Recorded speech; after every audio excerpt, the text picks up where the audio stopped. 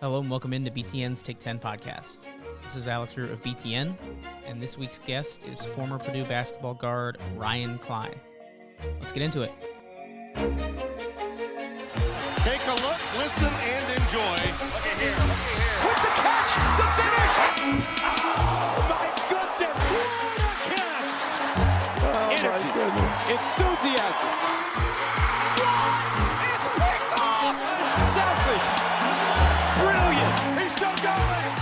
Touchdown! We will get to the interview with Ryan Cline in just a moment, but first, a word from our sponsor, Northwestern University's School of Professional Studies. You can build a solid foundation in the strategic, creative, and analytic skills that are essential for success in the business of sports in the master's program in sports administration at Northwestern University. Find out more at sps.northwestern.edu/sports. Great opportunity for those who are looking to work in the sports industry, try to break in, maybe work at a place like BTN. Check it out. And now, Ryan Cline. I'm very pleased to be joined by a Purdue basketball guard from 2015 to 19. He's a March Madness legend as well. It's Ryan Cline. Ryan, what's up, man? How you been? Hey, Alex. I've been all right. Thanks for having me on, man. Appreciate it. Absolutely. Last we saw of you, for the most part, was, like I said, in March Madness in 2019. Update everyone what you've been up to since kind of going out with a bang. And for those who don't know, you did hang up the gym shoes and retire. So what's your life been like in the last year plus? Yes, I did hang up the shoes, unfortunately, but there were a lot of factors that went into that. But right now I'm an orthopedic sales rep for a company called Smith & Nephew. I'm based at Indianapolis and hanging around the Carmel area. So it's good staying at home and, hanging out with the parents and the friends around here. So, yeah, life after basketball is different, but it's going really well. I was going to say, yeah, quarantine and COVID aside, what's it like kind of being one of us average Joes in the corporate world now? It's definitely an adjustment for sure, but I still get people recognizing me every once in a while and, thanking me for all my hard work and effort that I put into Purdue basketball. And, that really means a lot. The community always reaches out. So, like I said, it's definitely different, but it's nice to get into something that I wasn't super familiar with in medical device sales, but I have a lot to learn. So I'm very eager.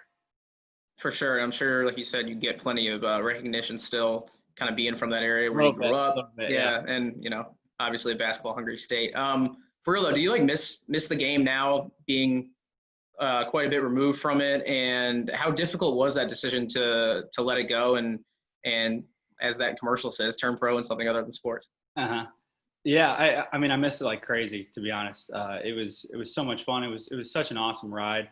And, there's so many people I've met along the way and so many awesome teammates. The coaches were incredible to me, and we still have a connection. We talk every once in a while.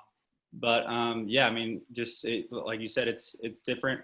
And, I got to thank Purdue for everything that they did for me because getting an education from there sets me up for the rest of my life. So and like I said earlier, it's good to kind of hang around here and hang around old friends and, people that know me as, Ryan Cline, the person, not the basketball player. So it's going well on my end. I'm sure embers from your career will flare up every once in a while, and Purdue fans will know what I'm talking about, I think, with this next question. How many texts did you get a few weeks ago when Dan Dockich mixed you up with Ryan Smith during the TBT? Because even I was watching and I'm like, wait a minute, I don't think Ryan Cline's playing in this anymore. And that's definitely not him coaching. So what was the deal with that? Yeah, so I actually did get a bunch of texts, and it was so funny because he lives around that little lake. He said something about if I'm hanging out on a couch in Geist or Carmel or whatever. I wanted to tell him, hey man, I'm paying the bills. So, I got to work just like everybody else. But I did plan on playing in the TBT, and unfortunately it didn't work out just because they moved to 2 straight weeks and not, I think, like 3 or 4 consecutive weekends, which would have been fine with me for work. But I don't think I could have taken off that much time and just didn't really feel comfortable with the stage I'm at with work, having to train a lot and follow my coworkers around to different hospitals. I just didn't really feel very comfortable taking taking off a week and a half, 2 weeks of work. But I really wish I had played in it. It looks like an awesome event. And having Dockich still mentioning me a little bit is definitely hilarious. And he credited me after that Tennessee game. He said that was the best shooting performance he had ever seen. So that's pretty exciting stuff coming from a guy like him. Yeah, let's get right into that actually, because obviously I was going to ask you about that game, kind of the capstone of your career, that performance, the game everyone talks about. Even average college basketball fans will think of you when they think of that 27-point performance against Tennessee in the Sweet 16. 7 for 10 on threes, 22 points in the second half, I believe. How does it feel to be in the zone just on that stage with that much on the line? Oh, I mean, it's incredible. It's something that, after the fact, no one can take that away from you.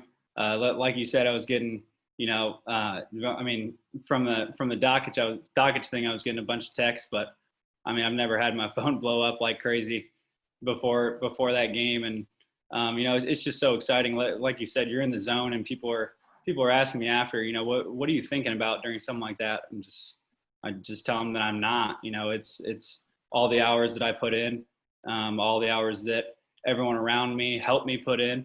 And, I can't just give the credit to myself. I got to give it to my teammates and everyone else that made it happen. But you're right. I was in the zone that game. I was feeling pretty dang good. And everything that left my hand in the second half, I thought was going in.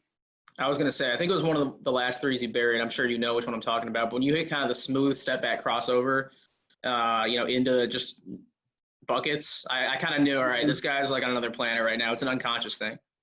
Yeah, I mean, I still remember the look on my face, just kind of backpedaling down the court. It's something that you're just determined to do all you can to help your team win. And, just that night it happened to fall for me. And it was something that was so exciting for my friends and family, not just me. I mean, I had a bunch of people in the stands out there supporting me. So it was such an incredible experience. And like I said, something that no one can take away from me and in Purdue basketball.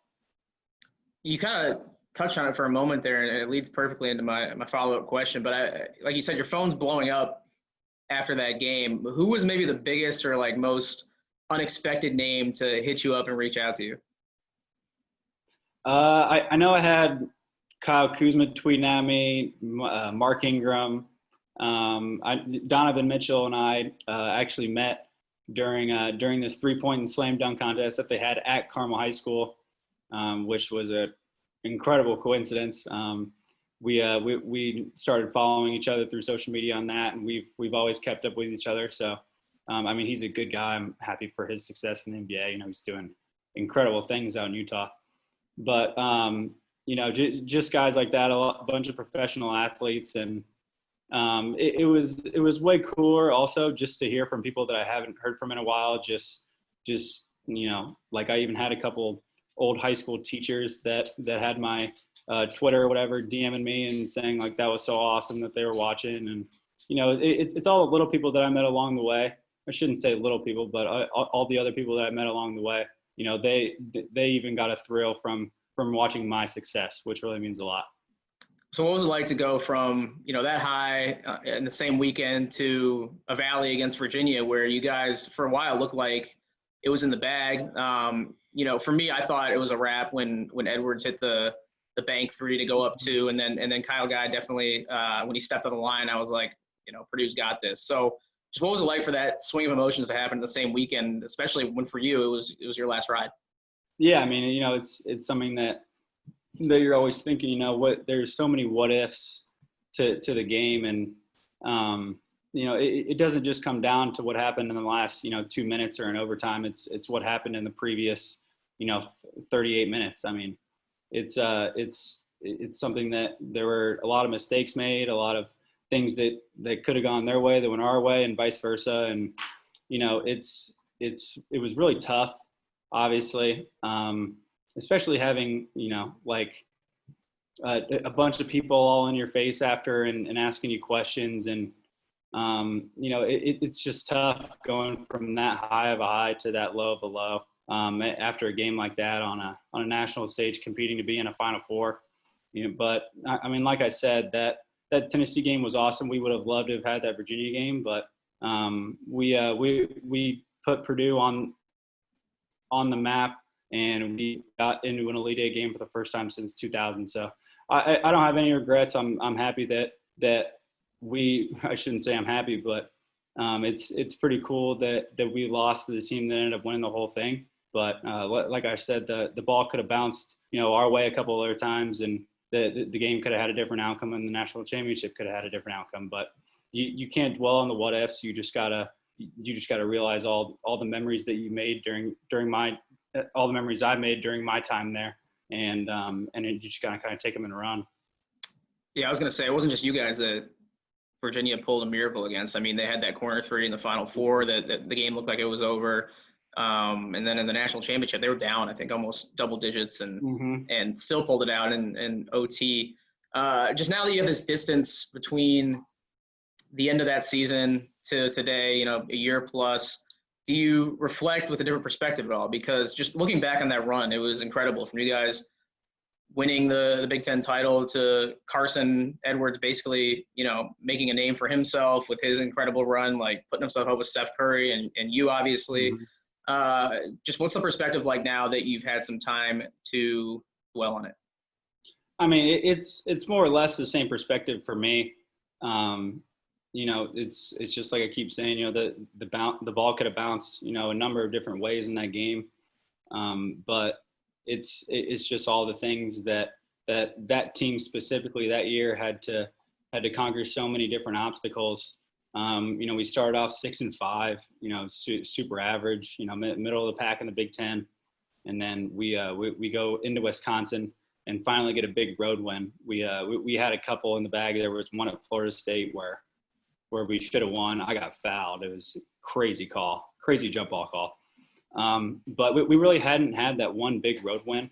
And after we got past Wisconsin, that was kind of the turning point, and we all kind of looked at each other and we were all thinking the same thing, like, hey, we can be really, really good.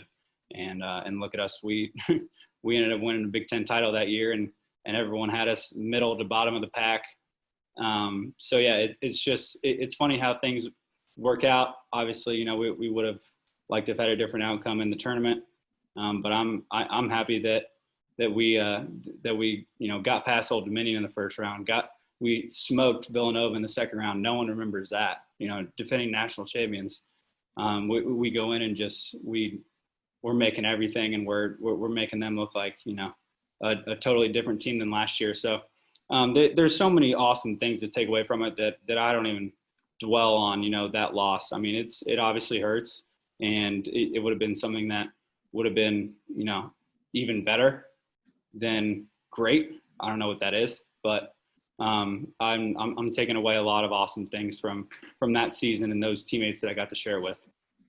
Yeah, Purdue basketball, remains a national brand and an important program, largely because of what you guys were able to do to keep that momentum going. And when a guy like Matt Painter speaks now on an issue, it reverberates nationally. So even since you've been gone, even since the offseason, he came out when Nogel Eastern and Matt Harmons transferred and had some impactful statements. So what was your reaction just hearing that from afar?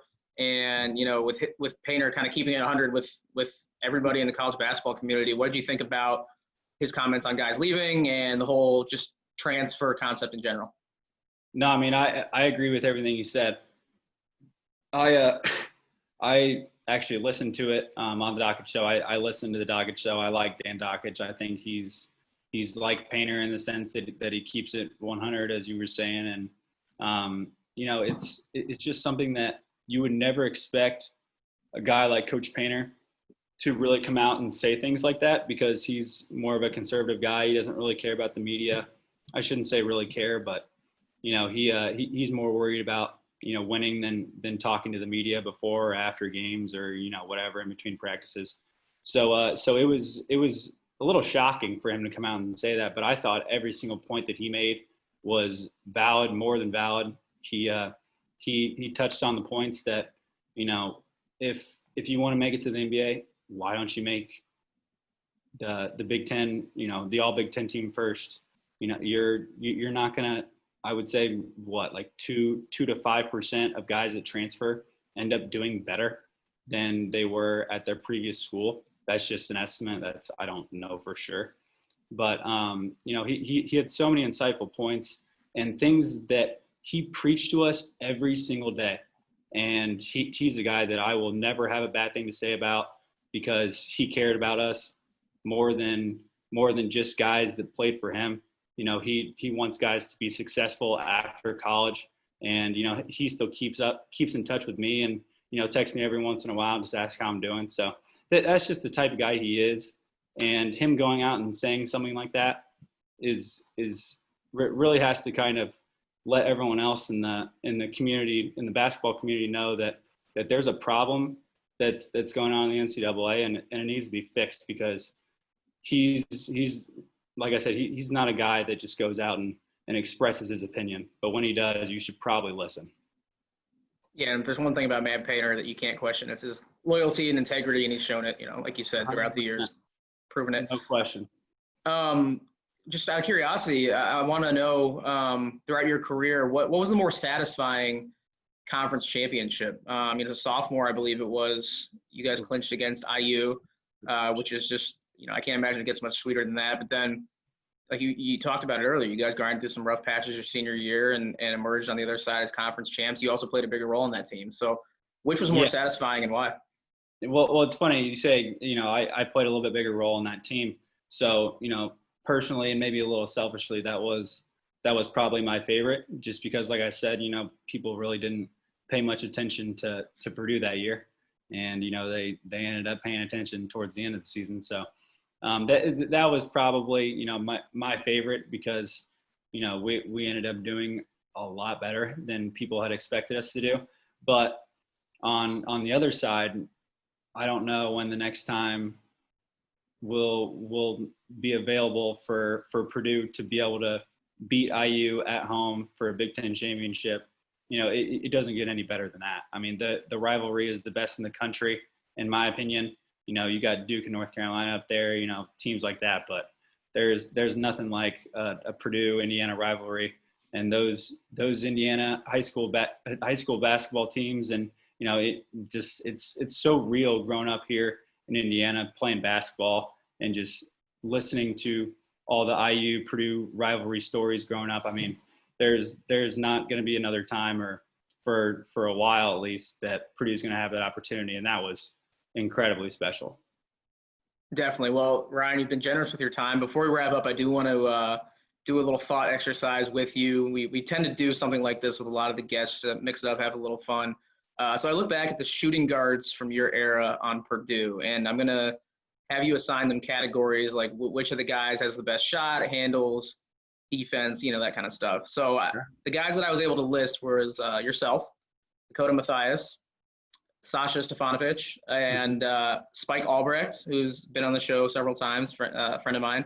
And then Kendall Stevens was there as well. So if there's anyone I left out, feel free to inject them in. I did not put Carson Edwards in the mix because of his success, Exactly. So we want to make it a little interesting. So let's start with the best stroke, best shot overall from the shooting guard position during your career.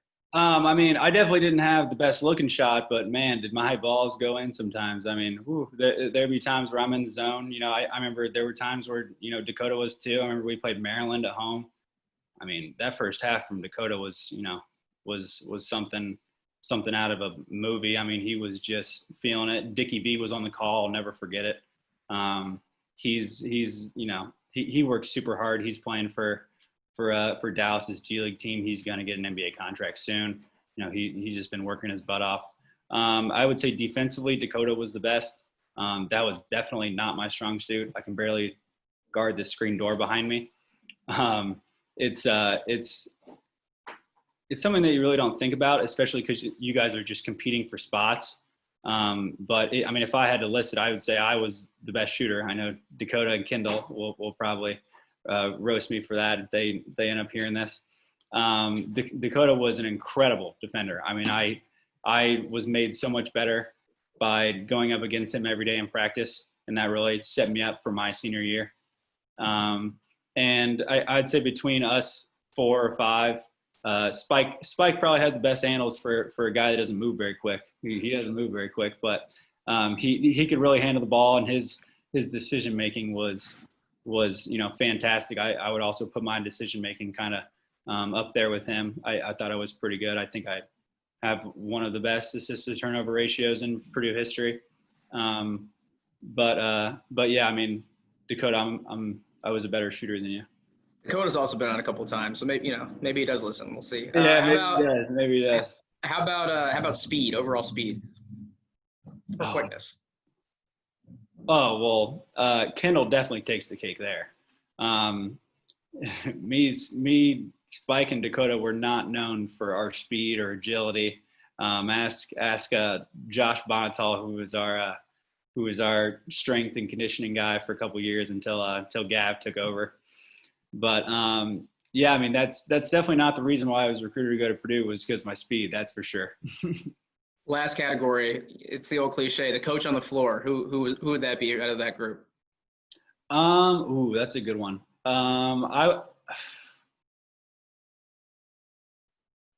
I would personally say leading by example would be Dakota.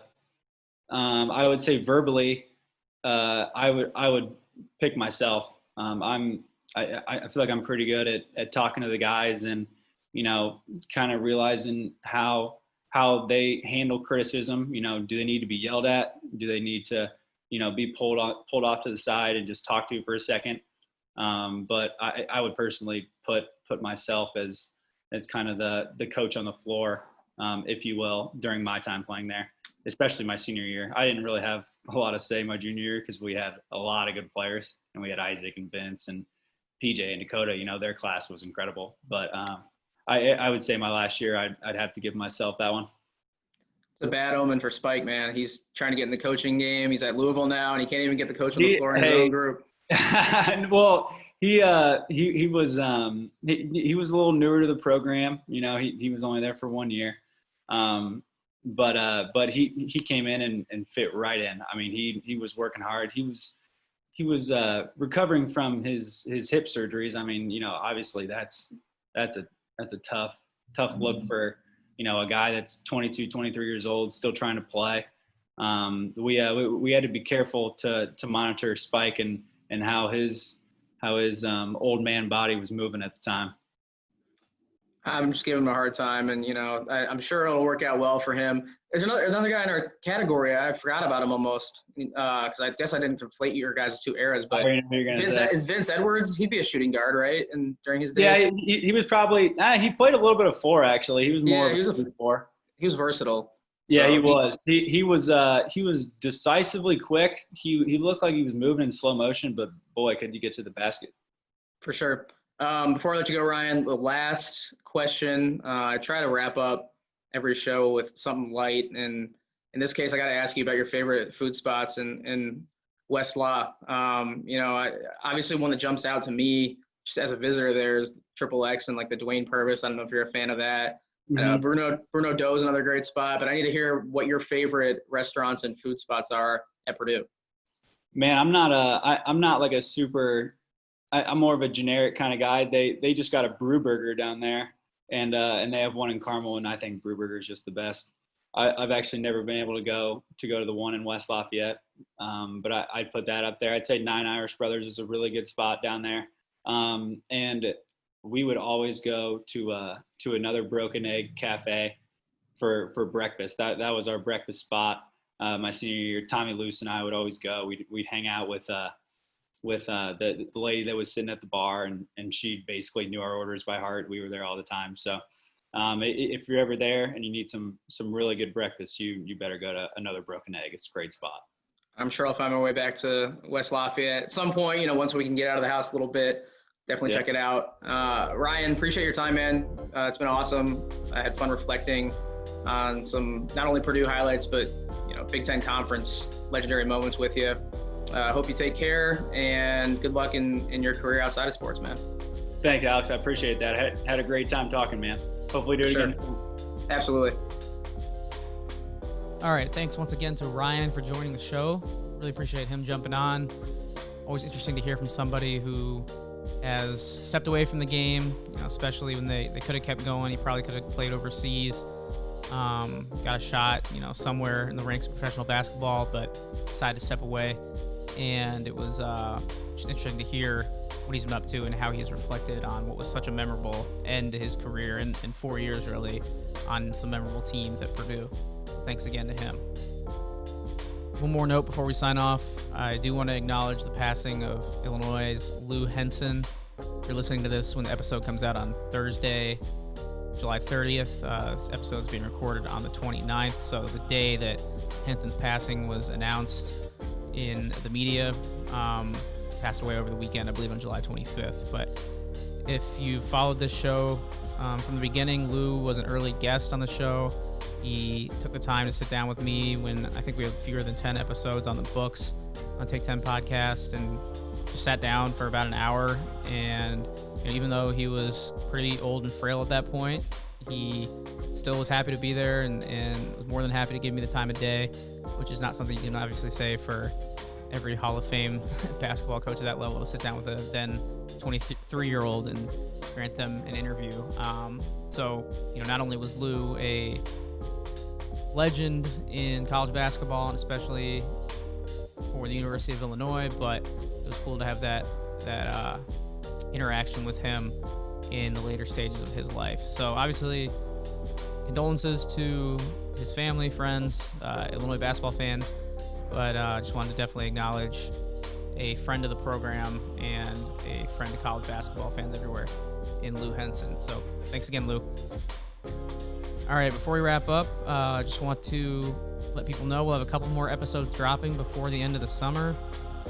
Obviously, right now, we don't really know status of college sports, but we'll continue to churn out content as we go along. So expect a couple more episodes before we get into September here, and hope for the best as far as sports resuming safely and as completely as possible. So stay tuned, and thanks as always everyone for listening. You can subscribe to the show on podcast platforms. I believe we're on Spotify and Stitcher now as well, so add those to the repertoire if you're not listening on your preferred platform right now, because I know we're already on Apple Podcasts, Google Play, Podbean, SoundCloud, and then add, like I said, Spotify and Stitcher to the list as well. And you can also find usually full video versions of these episodes on YouTube as well. Zoom has kind of revolutionized the way we can drop these episodes. So if you want to see the guests that you're hearing right now and see their interactions, their facial expressions when they're talking to me, check it out on the Big Ten Network's YouTube page or channel. And there is a subsection or a playlist for the Take 10 podcast as well. So make sure you subscribe to the Big Ten Network's YouTube channel. You get the added bonus of seeing me conduct these interviews. I'm sure that's the highlight of everyone's day. All right, one more shout out to Julie Bronder, who produces the show every week before we wrap up. And just thanks again to everyone for continuing to tune in. Talk to everyone soon here on the Take 10 podcast.